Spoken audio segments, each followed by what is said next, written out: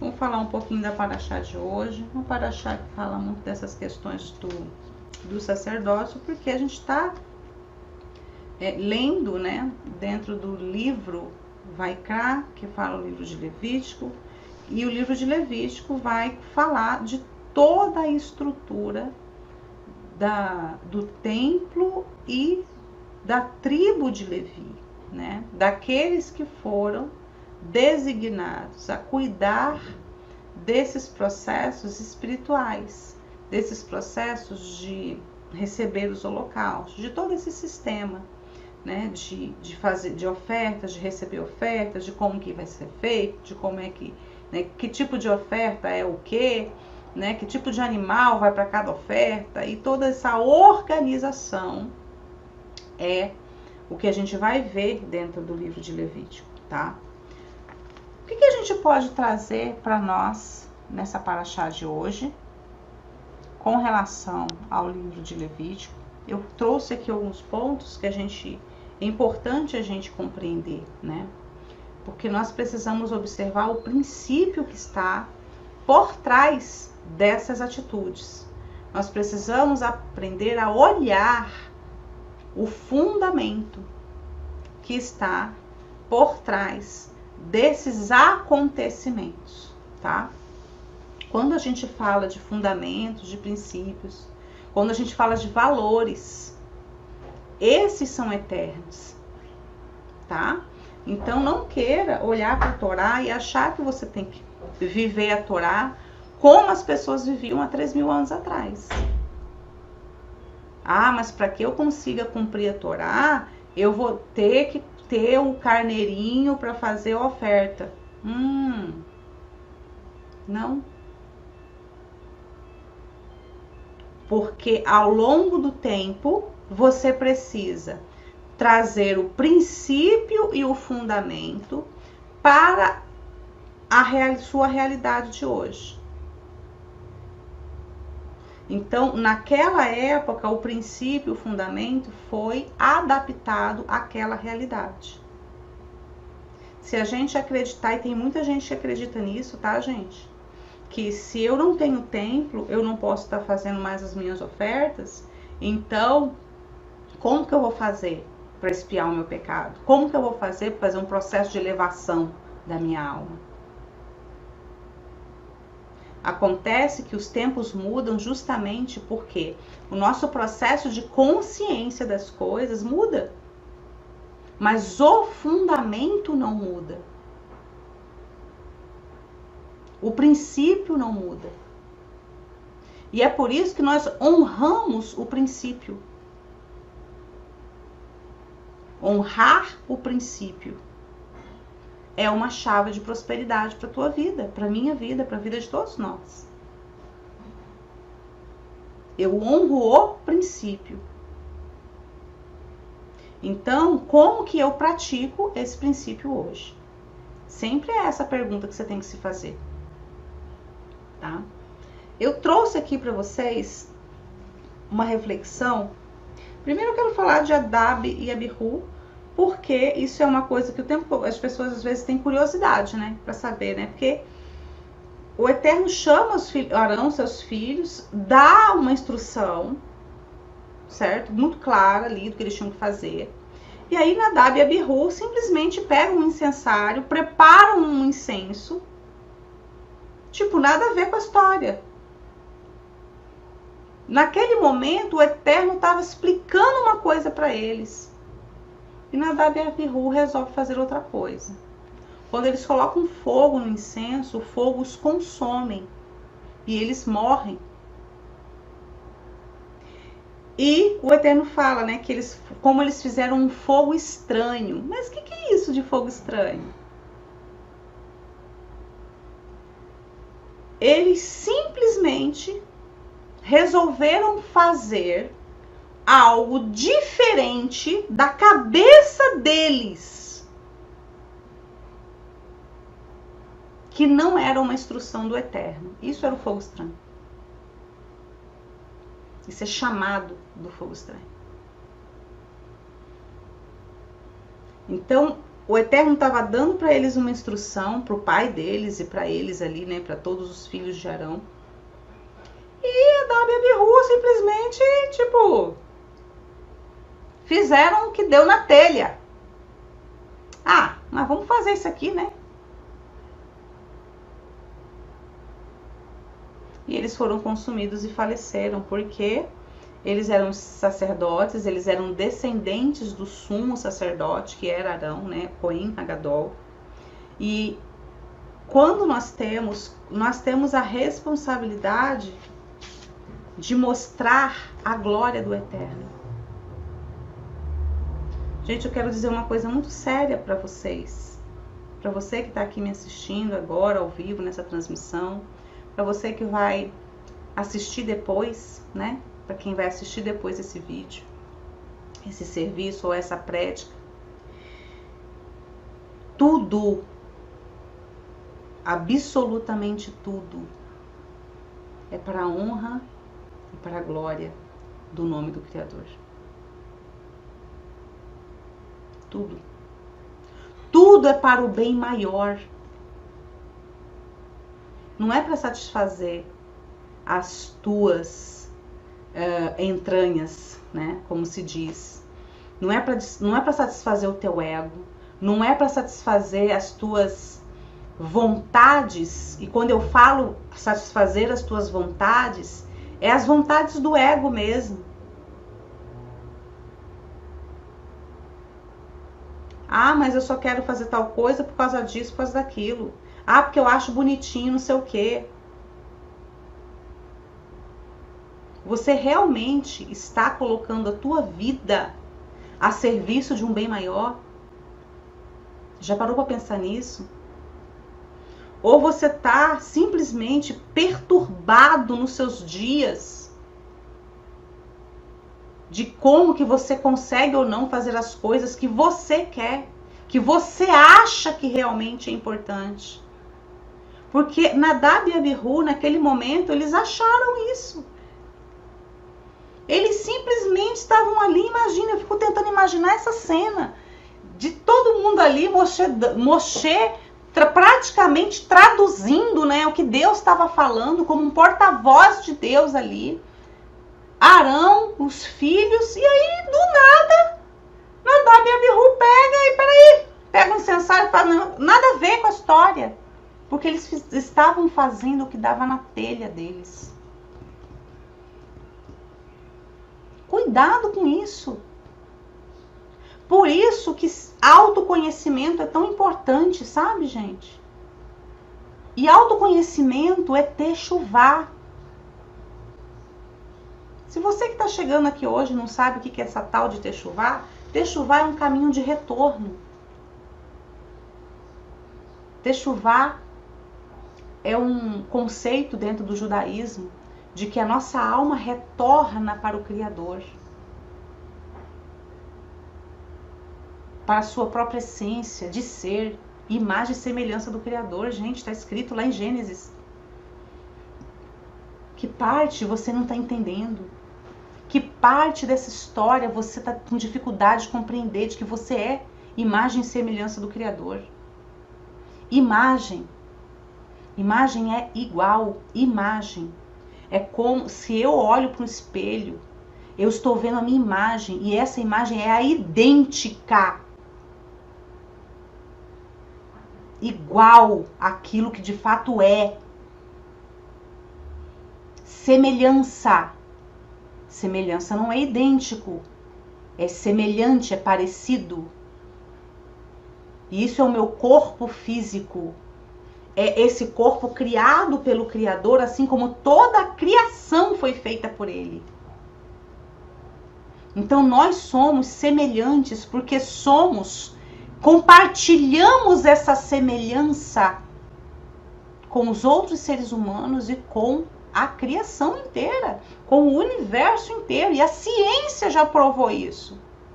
Que é a mesma composição do pó das estrelas está dentro da nossa estrutura biológica. Porque isso é semelhança, é compartilhar semelhança.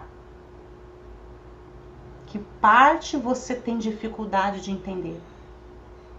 O que você precisa curar em você para conseguir olhar com os olhos da alma e parar de viver sobre o teu achismo? Tudo é para o bem maior. Tudo no universo é para o bem maior. E quando nós colocamos a nossa vida, indivíduo, a serviço desse bem maior, aí nós começamos a pegar o nosso ego e dizer assim, ego, deixa eu te falar uma coisa, você tem o seu lugar na minha vida, é assim mesmo, é normal, é natural. Nós precisamos dessa parte em nós, dessa percepção de identidade. É o ego que me ajuda a dizer para você assim, eu sou a Camila, você é o Joseleno, a Lieden, o Joseph. Você é você, eu sou eu. Isso é ego, gente. Isso é organização prática da realidade. Lógica. Realidade, lógica. E aí eu tenho o quê? A percepção do tempo, que é o cronos, cronológico. A percepção, aí vai entrar a questão dos dias, das horas. Isso entra na nossa prática do dia a dia, da nossa organização de tempo, de como que nós vamos fazer as coisas. E isso é ego. Não dê para o seu ego poder que ele não tem. Mas tem muita gente dando poder para o ego, achando que ele é o máximo. Ele não é nada.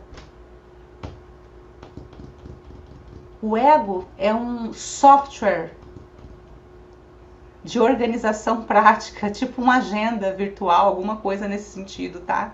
Instalado em nós, para a gente cuidar dessas rotinas do dia a dia.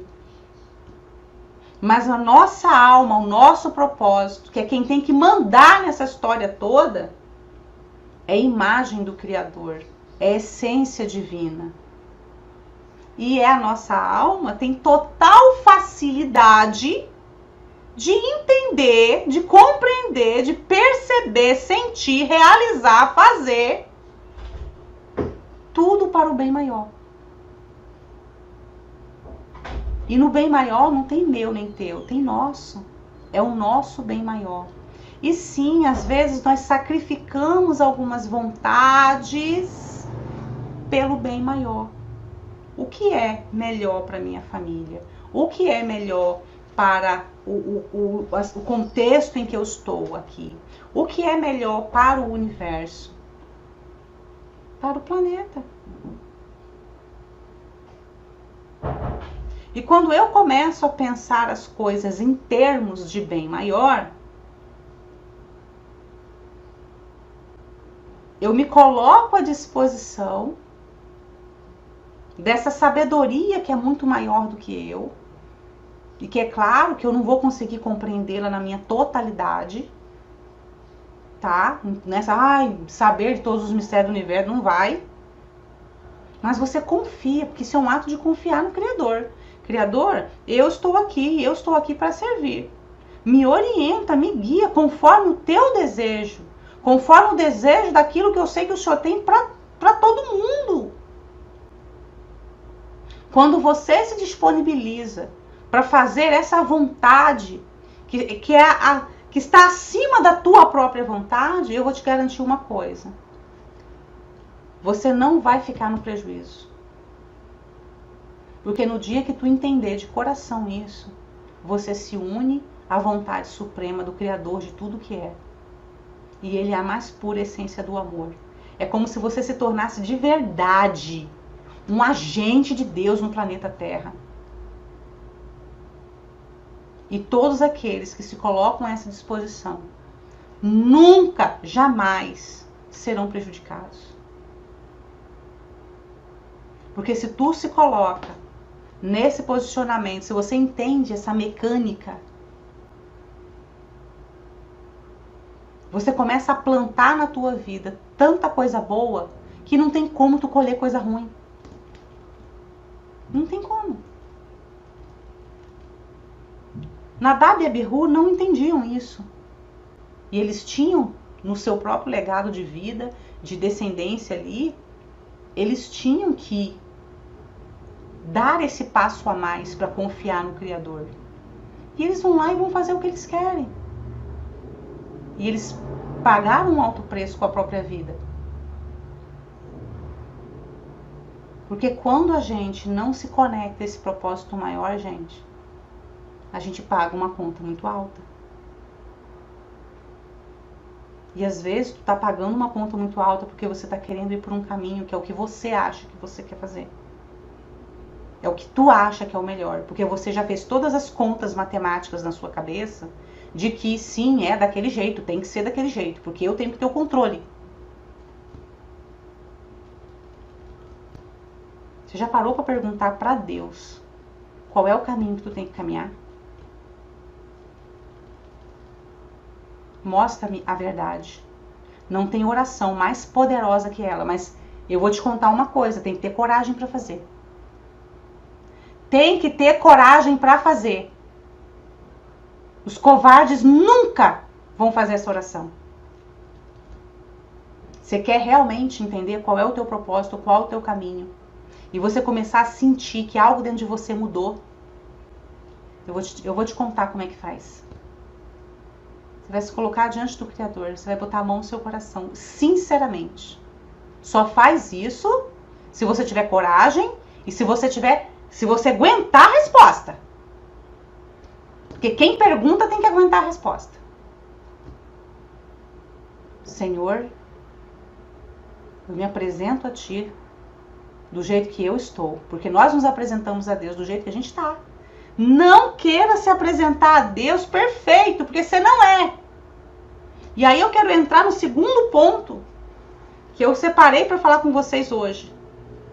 Sobre as ofertas. Qual é a primeira oferta que você faz? Então, eu adoro essa estrutura que Deus criou, porque é incrível. Ele é maravilhoso demais. Você tem, basicamente nessa estrutura, você tem 3 pilares quando você apresenta uma oferta a Deus. Lembre-se que toda vez que tu se apresenta uma oferta a Deus, você está dizendo que você quer se aproximar de Deus, tá? Então você tem 3 pilares básicos nisso, e aí a gente vai ver só, em alguns casos, você vai ver algumas questões um pouquinho diferente uma da outra, mas sempre tendo isso por base. Então eu tenho, primeiro, o número 1, oferta de pecado. Se eu apresento uma oferta de pecado, isso já está dizendo que eu não sou santo. É a primeira, é a de cara. Quando eu apresento uma oferta de pecado, que está se traduzido por pecado, aqui na Torá, isso apenas está dizendo que é uma oferta. Eu vou dar alguns outros nomes, porque eu quero que vocês aprendam a fazer essa reflexão, tá? Porque a palavra pecado, ela é muito enraizada na nossa cultura, acho que na cultura universal, como algo que assim, meu Deus, isso é um erro, você errou, você pecou, né? E ela carrega em si um sentimento de culpa muito grande. E eu quero hoje desconstruir isso com você, tá? Eu quero que você olhe para o pecado como um equívoco. Eu quero que você olhe para o pecado como um processo de desequilíbrio que precisa ser equilibrado. Quando eu olho para o, tipo assim, imagina, vou trocar o nome aqui de forma didática. Lembrei da palavra. Didática, para a gente compreender a essência do que está por trás disso aqui, tá? E se eu falasse para você assim, a primeira oferta é a oferta do desequilíbrio. Percebeu que parece que isso não carrega um peso? É a oferta do desequilíbrio, porque em algum momento eu me desequilibrei com relação à minha essência. E quando eu me desequilibro, eu desalinho da minha essência, eu acabo criando situações que são desagradáveis, que são desconfortáveis, que trazem problemas para mim e para os outros. Percebe como isso muda, gente? Percebe como a percepção desse conceito acaba sendo melhor assimilado? Porque o pecado nada mais é do que um processo de desequilíbrio. Mas eu me desequilibrei da onde? Do quê? Da minha essência de ser. Eu escolhi, tá? Em algum momento eu tomei escolhas que eu achei que era o que eu tinha que fazer, mas aquilo era do ego, eu não entendi, eu não percebi, e tá tudo bem porque eu tô aprendendo. Então a primeira oferta mostra, eu tô mostrando para Deus, eu tô me apresentando para Deus do jeito que eu estou. Porque Deus não tá te julgando.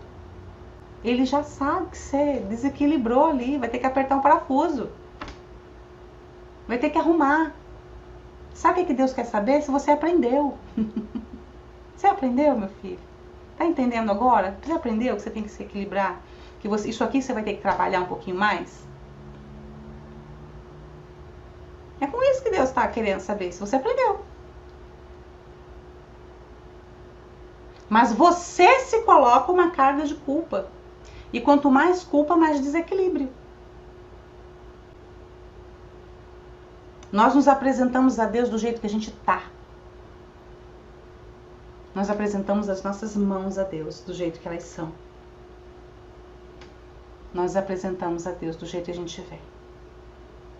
Se você acha que você tá sujo na sua alma, deixa eu te contar uma coisa, é só Ele mesmo que pode limpar. Não tem como tu se apresentar para Deus limpo. Porque quem limpa é Ele. Muitos de nós queremos nos apresentar a Deus de forma perfeita. É como se a gente estivesse buscando a aprovação de um pai. Deixa eu te contar uma coisa, Deus já te aprovou. Deus não está preocupado com o teu erro. Ele quer saber se você aprendeu. Ele quer ter um relacionamento com você. Eu só posso entrar num processo de elevação se eu entendo isso. De que não é a minha vontade, mas a vontade do Criador. E de vez em quando a gente bota as nossas vontades no meio dessa história. E aí vai criando... É como se a gente começasse a criar certos blocos difíceis de mexer. Sabe? Vou dar a diferença para vocês do seguinte. Imagina uma massinha de modelar. Gostosinha, né? Da gente apertar e a gente... Amassa, aquela coisa gostosa, viciante, né? Que a gente vai amassando, tá? Massinha de modelar. Certo? Massinha de modelar é uma energia equilibrada. Porque você vai modelando. Você vai modelando conforme as situações, e você vai modelando e você vai criando. Massinha de modelar. Tá? Energia equilibrada. Aí eu quero que você pense numa pedra. Eu tenho uma pedrinha aqui, um cristalzinho aqui. Dá pra modelar isso aqui? Não dá, né, gente? Tá duro, ó. Complicado. Quando eu aperto a mão, até machuca a minha mão. Por quê? Porque isso aqui é uma massa... Vamos... Pra você entender. Uma massa de energia, uma massa desequilibrada, tá? Não é a pedrinha, tá, gente? Não fala mal da pedrinha. É só pra você entender que uma massa desequilibrada cria... um bloco que eu não consigo lidar com ele. É difícil de lidar. E aí eu vou criando umas coisas complicadas no meu dia a dia. Parece que o negócio vai ficando trancado, difícil. É como se eu estivesse andando numa estrada de pedras. Que eu tenho que estar me desviando, eu tenho que estar subindo em cima da pedra, eu tenho que passar no obstáculo. Será que a tua vida tá assim? Ou será que eu tô andando no meio da massinha de modelar? Que eu vou andando, eu vou abrindo o caminho, eu vou pisando, eu vou sentindo. Eu vou modelando.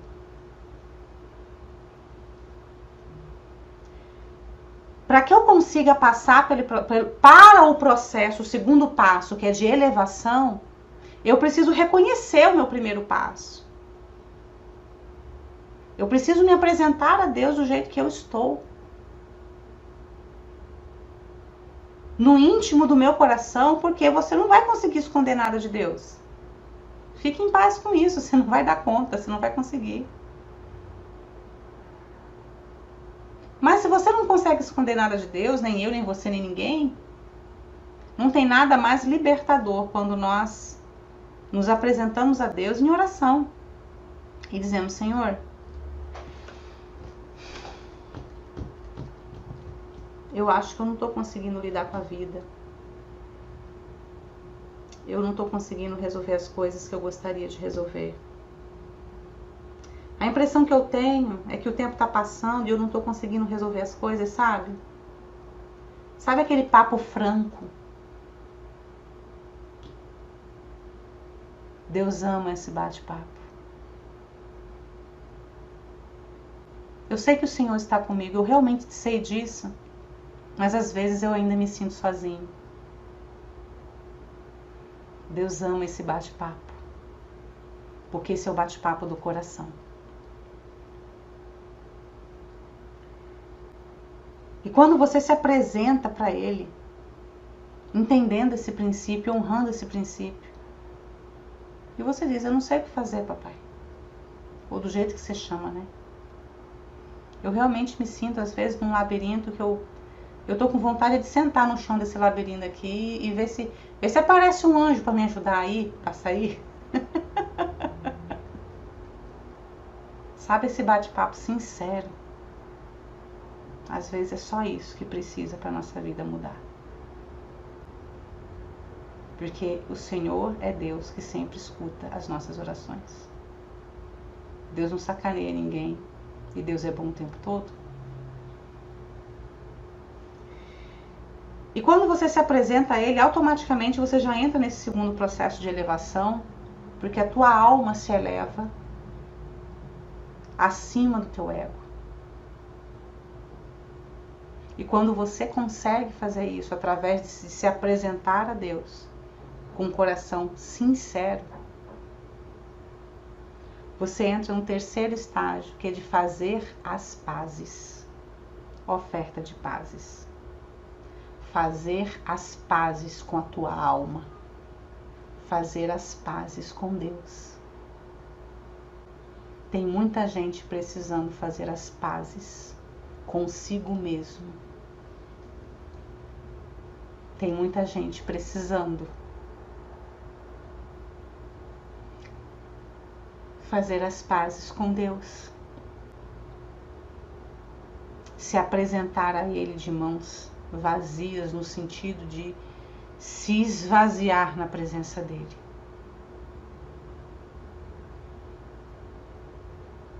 Para poder receber orientação dEle. Se apresente a Deus do jeito que você está hoje. Permita que sua alma se eleve acima do seu ego e faça as pazes com você mesmo e com Deus. Para que esse processo de retorno, de que a gente comece a restaurar o poder da nossa essência. A nossa alma já sabe, mas nosso corpo físico precisa se acostumar com a ideia de que tu és sim a imagem de Deus. Porque são milênios de muita conversa fiada, fazendo esse processo de separação, colocando um negócio chamado pecado no meio, no seu meio, entre você e Deus. Pecado é somente um ponto de desequilíbrio. Em algum momento você desalinhou da tua essência. Então, retorna para o alinhamento. Mas tem gente vivendo num processo de desalinhamento o tempo todo. Escolhe aí o que você quer viver.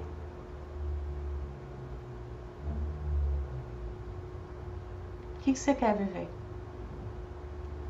Quando você escolhe viver num processo de desalinhamento e fazer as coisas que te dão na telha,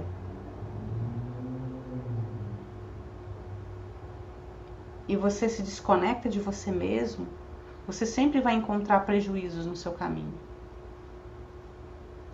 Mas aquele que procura o tempo inteiro estar alinhado com a sua essência, ouvindo a voz do Senhor, buscando um relacionamento sincero com Deus. Não estou dizendo para você que nesse caminho você não vai ter dificuldades, ou você talvez não se sinta, não vai ser um caminho de mar de rosas. Vai ter momentos que você vai ter dúvida, e isso é normal. Mas aquele que está focado nesse objetivo, sempre encontrará amparo, proteção, cuidado e o amor de Deus. Sempre vai acabar colhendo coisas muito boas. E é isso que essa paraxá traz para nós hoje. Essa diferença de olhar para as coisas. Às vezes você pode estar passando uma situação que você não sabe como resolver, mas às vezes é só para te ensinar a ter um olhar diferente. Como você pode olhar diferente para a situação que você está vivendo hoje? Diferente do que você já fez. Já tentou alguma coisa nova? Diferente do que você já tentou antes? Já parou para olhar para tudo isso e perguntar o que você tem para aprender? Ou o que você ainda não aprendeu? Você já parou para pensar que você pode olhar para toda essa situação com mais amor e mais compaixão? E trocar talvez a dureza. Às vezes a gente quer ser tão duro com as coisas porque nós queremos o controle. E eu penso às vezes que Deus deve dar uma risadinha e deve dizer assim: meu Deus, ele ainda não entendeu que o controle é sempre todo meu? Será que o que tu tem para aprender não é realmente soltar esse controle de verdade na mão de Deus? E deixar Deus te surpreender com a capacidade de resolução das coisas que ele realmente tem? Será que não é isso que tu tem para aprender?